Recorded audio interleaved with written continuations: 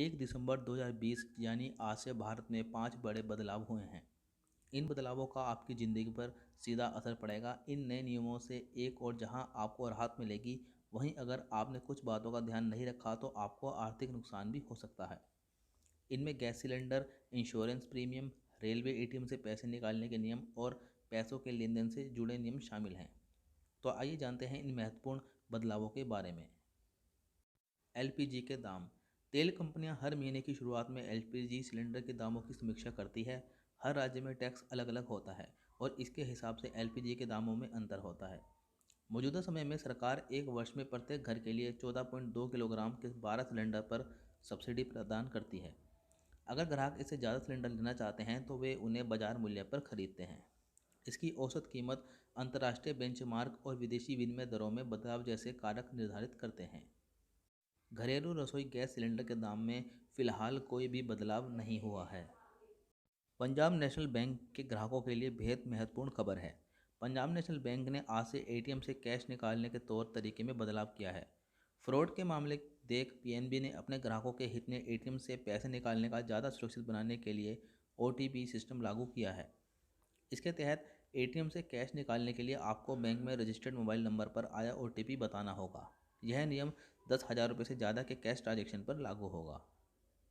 PNB के एक tweet के मुताबिक 1 दिसंबर से रात 8 बजे से लेकर सुबह 8 बजे के बीच पीएनबी 2.0 एटीएम से एक बार में 10,000 रुपये से ज़्यादा की कैश निकासी अब ओटीपी प्रणाली पर आधारित होगी।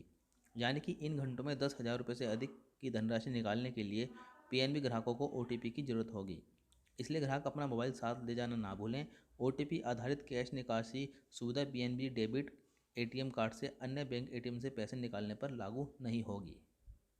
बैंक बदलेंगे पैसों के लेन देन से जुड़ा ये नियम। आरबीआई ग्राहकों को बेहतर सुविधाएं प्रदान करने के लिए आए दिन किसी नई सुविधा का ऐलान करता रहता है। अब आरबीआई ने करोड़ों ग्राहकों के लिए एक और बड़ी घोषणा की है। इस महीने से बैंक ने पैसों के लेन देन से जुड़े एक अहम नियम में बदलाव किया है। अक्टूबर में आरटीजीएस सिस्टम को दिसंबर 2020 से 24 घंटे सातों दिन चालू रखने का ऐलान किया गया था। यानी दिसंबर से आपको बड़ी रकम ट्रांसफ़र करने के लिए बैंक के खुलने और बंद होने का इंतजार नहीं करना होगा।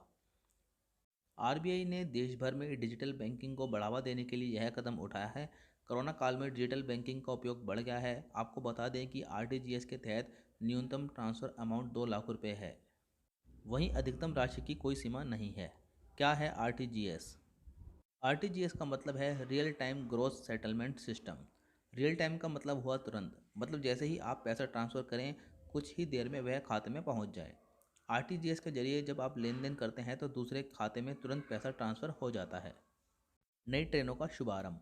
कोरोना संकट के दौरान भारतीय रेलवे ने विशेष ट्रेनें चलाईं। अब इसी कड़ी में 1 दिसंबर 2020 से रेलवे कई नई ट्रेनें चलाने जा रहा है।